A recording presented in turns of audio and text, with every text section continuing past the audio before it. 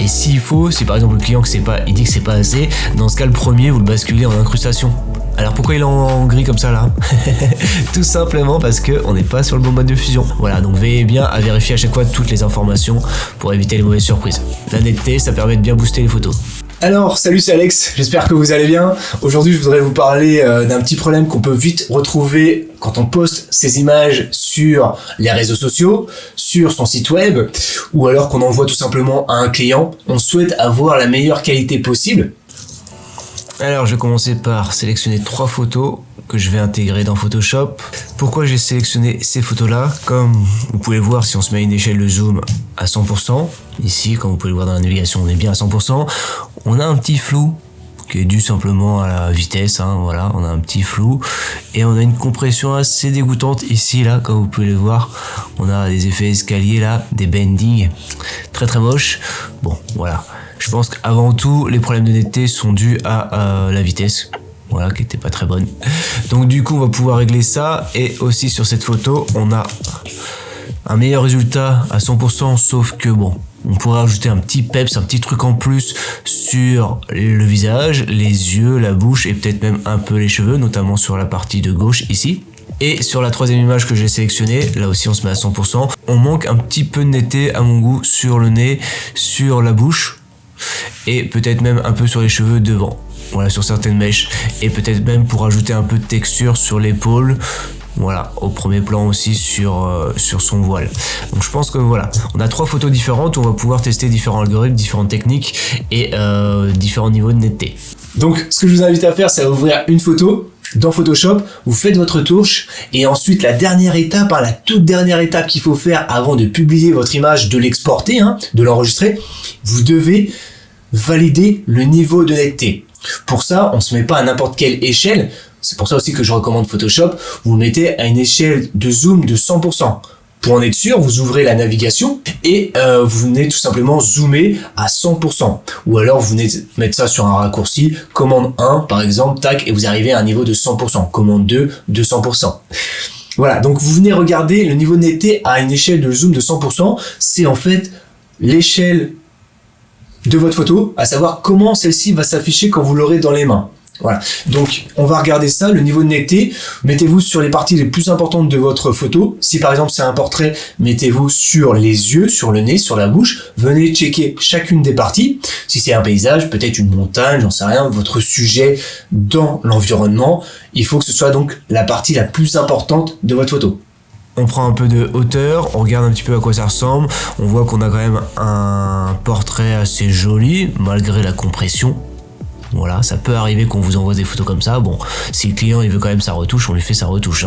Mais voilà, on va essayer de l'éduquer avec différents conseils pour les prochaines retouches justement qu'on va lui apporter. Si c'est vos retouches à vous, essayez d'avoir une belle netteté avant tout, voilà. Et puis pour ces effets de bending, moi ce que je vous recommande vite fait, avant qu'on passe sur la netteté, voilà, vous faites un split frequency, hop, avec le pinceau mélangeur. On va venir faire un petit nettoyage, voilà, vite fait bien fait, comme ceci. Ça passe. Voilà. On y va que du feu. Sur Instagram, ça passera facilement. Et sur un site web aussi. Voilà, on nettoie un petit peu. On peut même masquer un petit peu les cheveux ici. Voilà. Donc mettez-vous sur un calque séparé pour appliquer votre netteté. Ne faites pas ça sur votre calque arrière-plan. Mais normalement, si vous avez fait une retouche, vous devriez avoir ça sur un calque séparé. Pour un niveau un peu plus avancé, je vous invite même à avoir un objet dynamique pour pouvoir modifier la valeur à n'importe quel moment. Pourquoi je vous dis ça? Parce que si vous exportez sur différents réseaux sociaux, vous pouvez pas avoir le même niveau de netteté. Donc il va falloir le changer. Soit vous faites ça sur différents fichiers, ou alors vous faites ça sur un objet dynamique. Du coup, à chaque nouvel export, vous modifiez cette valeur-là. C'est ce que j'appelle une retouche non destructrice, une retouche intelligente. Voilà, donc essayez d'évaluer le niveau de netteté que vous devez avoir sur Instagram, sur Twitter, sur Pinterest si vous postez sur Pinterest, sur votre site web ou encore à votre client. Ça dépend bien sûr à quelle échelle vous devez imprimer votre photo, que ce soit sur du papier ou alors sur un livre. Voilà, donc venez faire bien sûr des tests, il n'y a que comme ça qu'on s'en sort. Et après, vous faites ça sur des scripts et normalement, vous devriez trouver les bons chiffres et le bon filtre. Ok, donc nous ce qui nous intéresse avant tout c'est quand même les yeux. Donc ce que je vais faire ici c'est recréer un nouveau calque. Pour ça je vais me baser éventuellement sur l'arrière-plan. C'est une première technique. Si par exemple je fais une copie de celui-ci avec un command J, je vais pouvoir ici le convertir en objet dynamique et lui appliquer un filtre de renforcement ici. Voilà, un premier filtre par exemple qu'on choisit. On va choisir plus net. Hop, voilà. Donc c'est très léger, très léger celui-ci. Et moi ce que je vous invite à faire, c'est à pas vous arrêter là, hein, mais peut-être à dupliquer celui-ci, à supprimer ce premier filtre, le mettre en mode pixelisé et on va le basculer sur une petite passe haut comme ceci.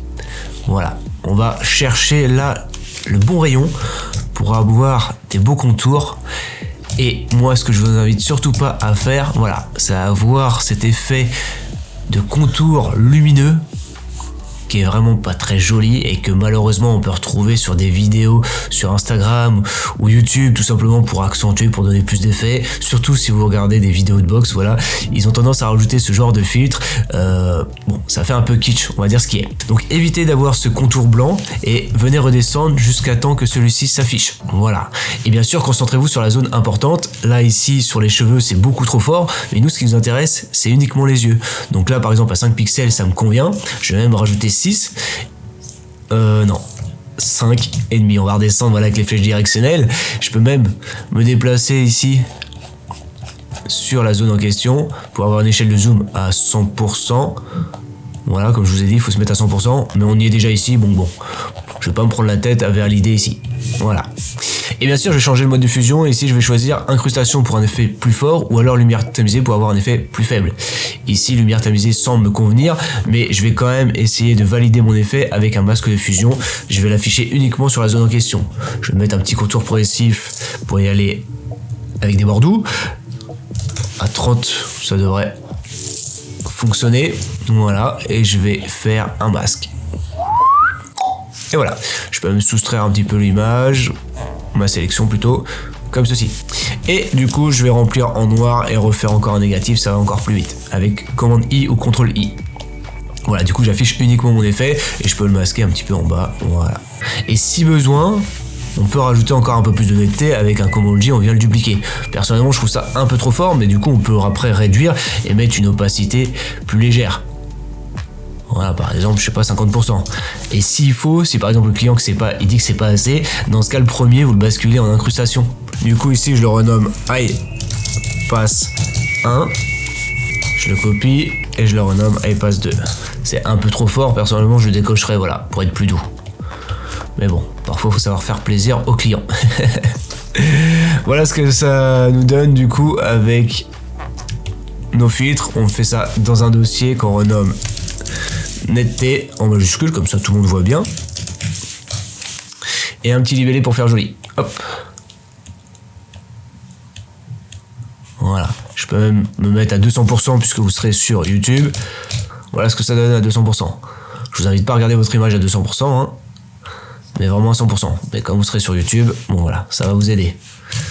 En parlant de filtres, je vous invite à tester des filtres de renforcement. C'est des filtres très simples, mais alors attention, ne les appliquez pas partout. Vous les appliquez sur des retouches localisées.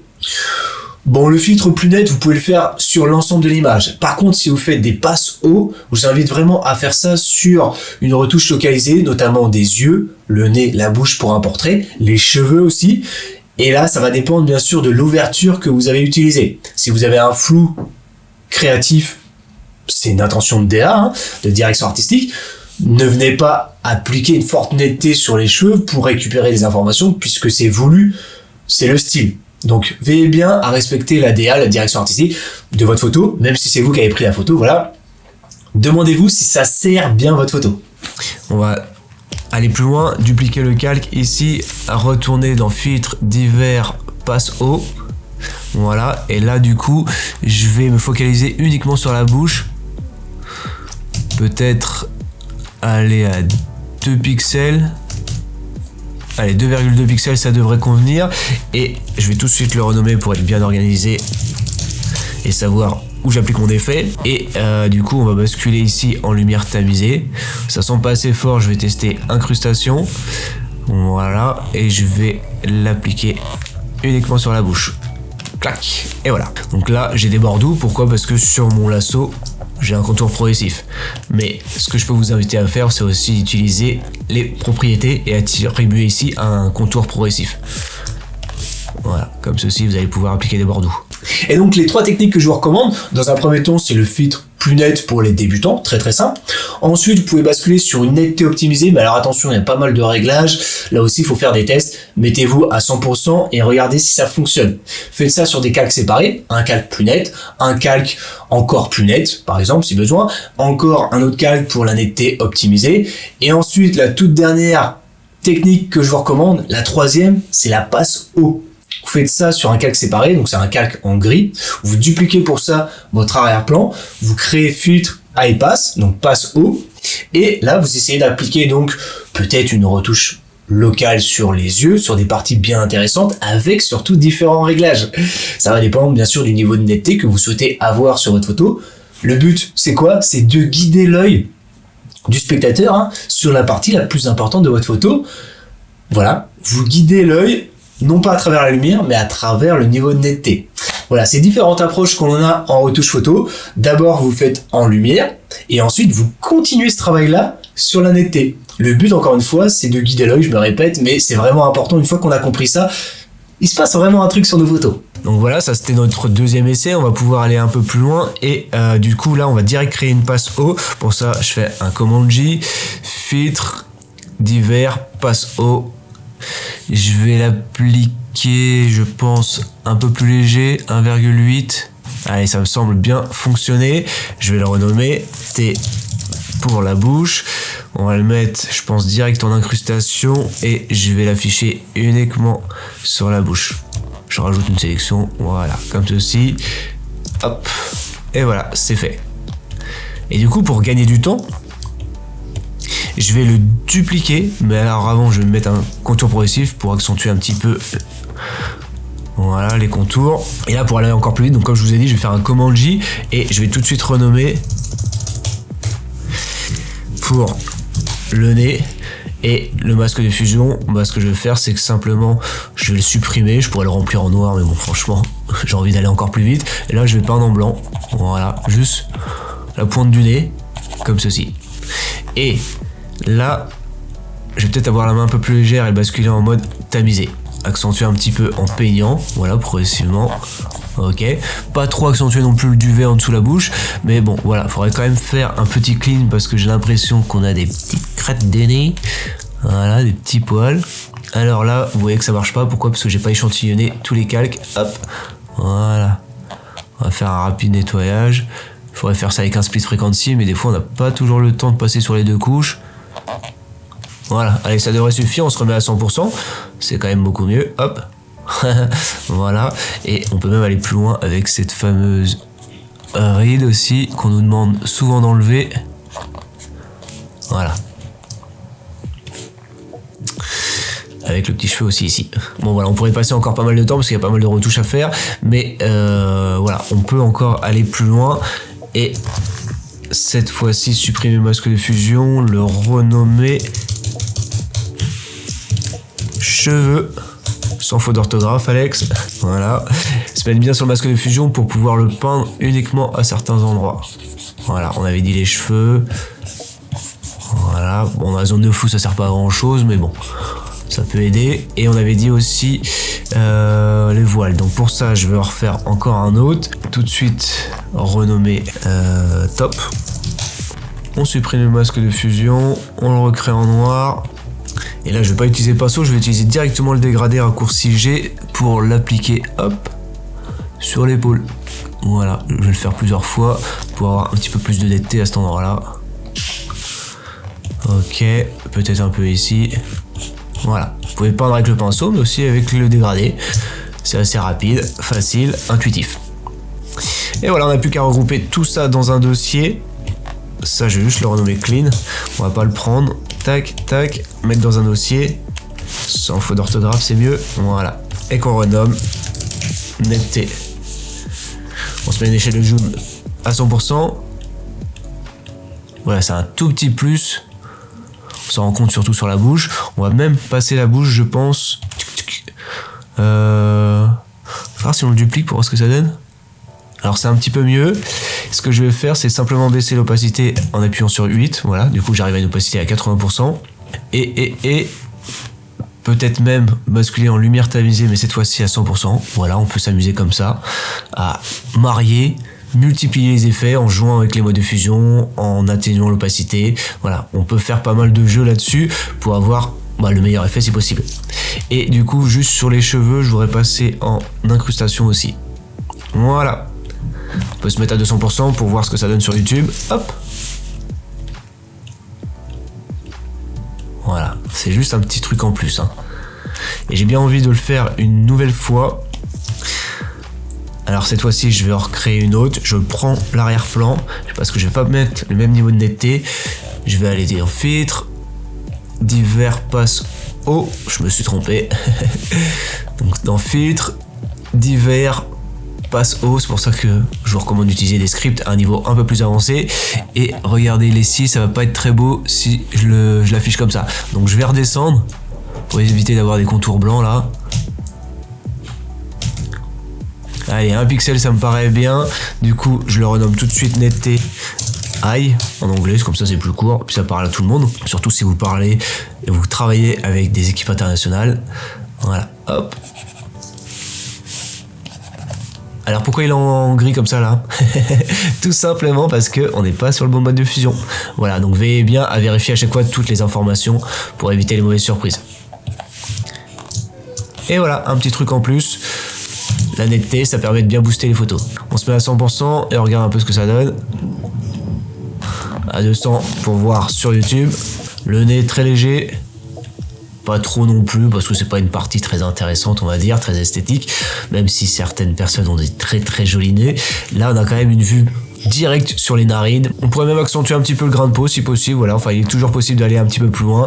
La retouche c'est ça, c'est aiguiser votre œil pour avoir le meilleur résultat possible. Mais surtout voilà, regardez ça à une échelle de zoom de 100%, c'est comme ça que va s'afficher réellement votre photo. Voilà, bien sûr, il y a tout un travail à faire sur la netteté, ça dépend bien sûr de votre type de photo et il y a plein de tests à faire. Pour ceux qui veulent pas attendre, les plus motivés, je vous invite à cliquer dans la description. J'ai une formation qui s'appelle Maîtriser la netteté avec Photoshop. C'est vraiment pour les plus motivés et ceux qui souhaitent arriver à un niveau un peu plus avancé sur leurs photos. Notamment si vous avez été déçu en imprimant vos photos ou en postant sur les réseaux sociaux, je pense que c'est sûr, ça va vous plaire.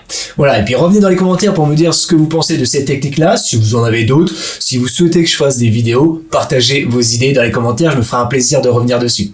Voilà, encore une fois, revenez sur le site La Retouche Photo, dans la description, il y a pas mal de ressources pour vous, des articles, des tutos gratuits, des templates, des guides, des broches, et bien sûr, donc, comme je l'ai dit tout à l'heure, des formations pour ceux qui souhaitent aller plus loin. Voilà, encore une fois, j'espère que cette vidéo vous a plu, mettez un gros like si c'est le cas, on se retrouve la prochaine fois pour une nouvelle vidéo. Ciao et bonne retouche.